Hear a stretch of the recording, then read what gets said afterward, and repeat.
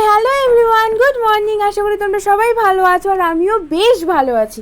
আচ্ছা, আজকে কিন্তু আমি একটু তাড়াতাড়ি জিমের থেকে চলে এসেছি, কারণ আজকে যাবো একটু দিদি বাড়ি। না আবার ভুটকিতে সেই দিদি বাড়ি যাবো না, আমার আরেক দিদি উত্তরকন্যাতে থাকে, তার সাথেই যাবো একটু দেখা করতে।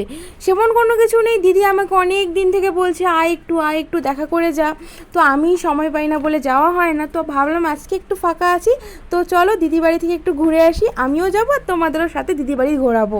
আর আজকে না দাদার কাজ ছিল না, তো দাদা বাড়িতে বসেই ছিল, তো আমি বললাম তো বাড়িতে শুধু শুধু বসে থাকবি কেন, আর আমিও শুধু শুধু টাকা খরচ করে দিদি বাড়ি যাবো কেন, তুই তো আমার পার্সোনাল র্যাপিডো, তো চল তুই আমাকে দিয়ে আসবি।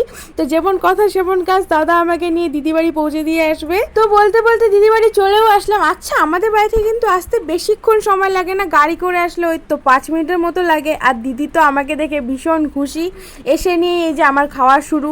আর তোমরাই বলো তো, আমি নিজে একটা বাদর, আমি নাকি আরেকটা বাদরের ভিডিও করছি, ভাবা যায়? আর আমি এসেছি, তার মধ্যে দিদি রান্না বসিয়েছে, তো দিদি বললো যা মিষ্টুকে তুই নিয়ে আয়। মিষ্টু তো জানতো না আমি এসেছি, তো আমাকে দেখে তো ও ভীষণ খুশি। এসে নিয়ে স্কুলে কি হয়েছে না হয়েছে সব গল্প নাকি মাসির কাছে বলতেই হবে। এরপরে তো আমরা দুপুরের খাবার খেয়ে আবারও অনেক গল্প করেছি, কেউ একটুও ঘুমায়নি দুপুরবেলা, সবাই খালি গল্প আর গল্প। এরপরে ঈশান আর মিষ্টু টিউশন টিচার আসলো, ওরা পড়তে বসলো, আর দিদিও আমাকে উত্তরকন্যা পর্যন্ত একটু আগিয়ে দিচ্ছে, কারণ বাড়ি তো যেতে হবে তাই না, অনেকটা লেট হয়ে গেছে। আর আমি তো আবার দাদাকে ছাড়া চোখে পথই দেখি না, তাই আবার মাঠের মোড়ে এসে দাদাকে ফোন করে বললাম নিতে আসতে। যাই হোক, আমি তাহলে দিদির বাড়ি থেকে ঘুরে চলে আসলাম, তোমাদের সাথে আরও অনেক গল্প হবে।